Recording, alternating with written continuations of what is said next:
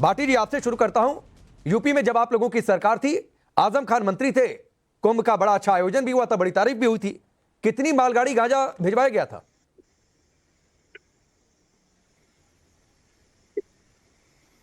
नहीं, ये जो अफजाल अंसारी का बयान है, पहली बात तो ये है कि ये उनका व्यक्तिगत बयान है, ये कोई पार्टी लाइन नहीं है हमारी।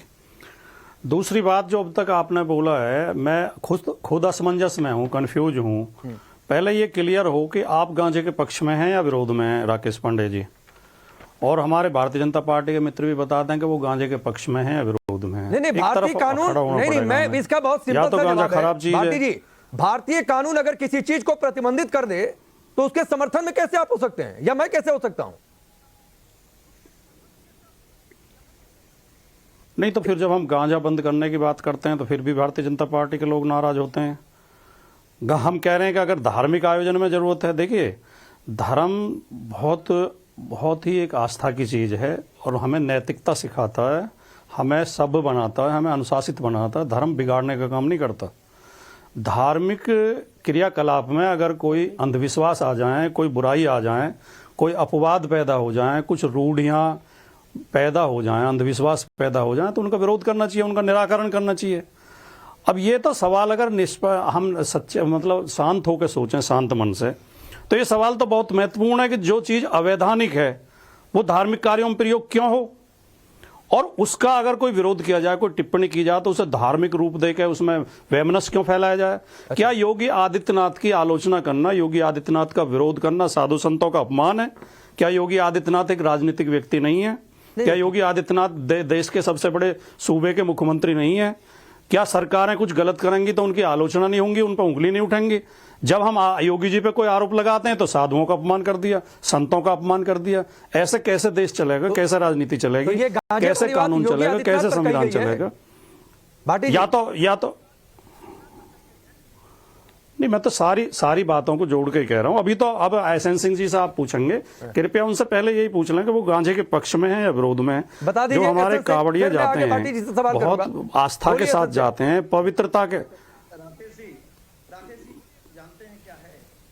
राकेश जी, इन लोगों ने ठेका ले रखा है। ठेका इस बात का ले रखा है कि कैसे हिंदू धर्म को गाली दिया जाए, कैसे हिंदू धर्म को गाली दिलवाया जाए। अरे भाई, रामचरितमानस की पुस्तकें आपके सामने जलाई जाती है, आप मर्यादा की बात कर रहे हैं। साधु सन्यासियों को सीधे योगी जी नहीं, साधु सन्यासियों को चिलिमजीवी कहा जाता है। और आदरणीय अखिलेश यादव जी कहते हैं काशी में तो लोग अंतिम समय में जाते हैं। आदरणीय अखिलेश यादव जी के सामने आपके पार्टी के राष्ट्रीय महासचिव कहते हैं हिंदू धर्म तो एक धोखा है। बताइए, कोई बयान दिए। और आपने कहा कि सभी धर्मों में बुराइयां हैं, तो केवल हिंदू धर्म की बुराई आपको क्यों दिखती है साहब? आपको दूसरे धर्म की बुराई क्यों नहीं दिखती है? आपको गला कटने से क्यों डर लगता है साहब? वो तो आपके भाई है, आपकी का तो गला नहीं काटेंगे वो। आप बता दीजिए एक बात कि अगर मुसलमान धर्म में नहीं है कि नहीं, वो जो अपनी अजान वो केवल उससे लाउड स्पीकर से ही करेंगे, और लाउड स्पीकर से करेंगे तो फिर सड़कों पे बिना लाउड स्पीकर के क्यों हो जाता है?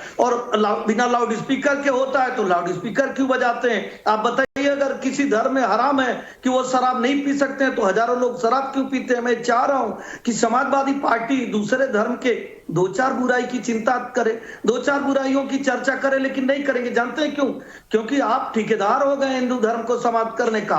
हिंदू धर्म को जातियों में बांट दीजिए, मठ और माफिया की तुलना कर दीजिए, कह दीजिए कि हिंदू धर्म तो होता ही नहीं है, कोई धोखा होता है। और आज तक आपकी सरकार रही, आपकी सरकार में आपने क्या क्या किया? जो हिंदू धर्म का पलायन, सबसे ज्यादा धर्मांतरण, सबसे ठीक है, बड़ी ठीक है। एहसन सिंह, मैं आ रहा हूं। भाटी जी, आप जवाब दीजिए, मैं उसमें एक सवाल ऐड कर देता हूं कि एक तो सर अफजाल अंसारी ने कह दिया, आप कह रहे हैं व्यक्तिगत बयान है। आपके पार्टी से कोई नेता कुछ कह दे तो व्यक्तिगत बयान कहकर पल्ला झाड़ लेते हैं, उसके बाद दूसरी पार्टी का कोई बोल दे तो आप लोग पूरा आसमान सिर पर उठा लेते हैं। तो सर, ये व्यक्तिगत बयान सिर्फ क्या मान लिया जाए? क्योंकि इससे पहले मठाधीश में माफिया, साधु में धूर्त खोजने की बातचीत हो चुकी है, तो ये अटैक तो हो जाता है। और आपने धार्मिक आयोजन का जिक्र किया, तो भाटी जी लग गया तो ये भी बता दीजिएगा और गिनवा दीजिए किन किन धार्मिक आयोजनों में बड़े पैमाने पर गांजे का इस्तेमाल होता है।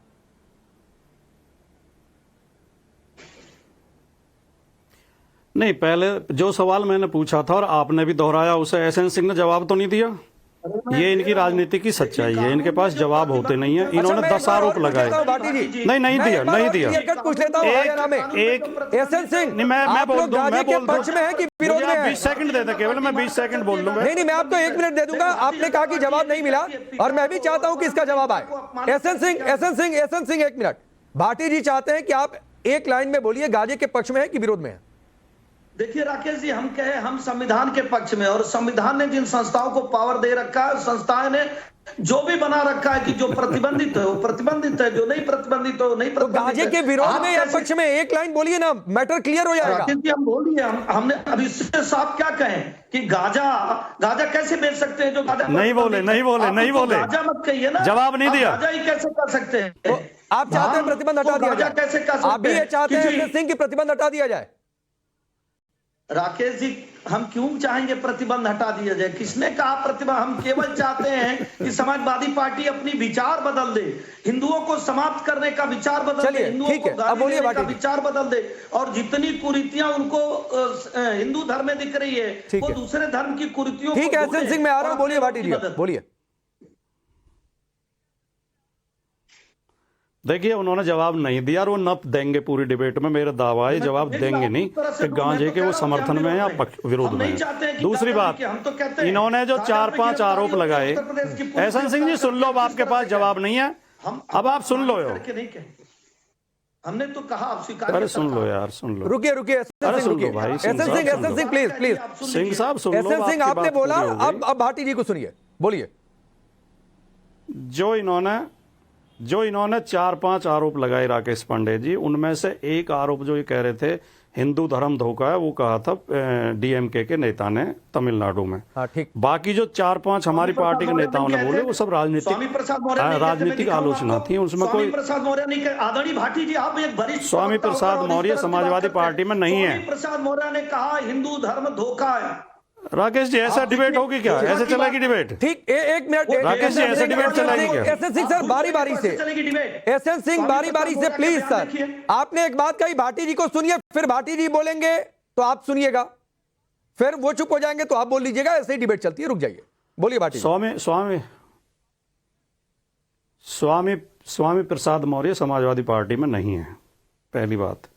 दूसरी बात यह है कि भारतीय जनता पार्टी के मित्रों के पास या कोई और भी हो, जब उनके पास जवाब नहीं होते तो इसी तरह चिल्लाते हैं, शोर शराबा करते हैं, ताकि असली सवाल उसमें दब जाए आवाज में।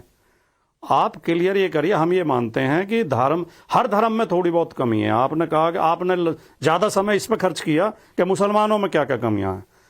हम दूसरी बात आपने की, हम हिंदू के विरोध में, हम हिंदू धर्म को नष्ट करना चाहते हैं। भैया, अगर हिंदू धर्म नष्ट होगा तो हम भी तो नष्ट हो जाएंगे। हम भी तो हिंदू हैं।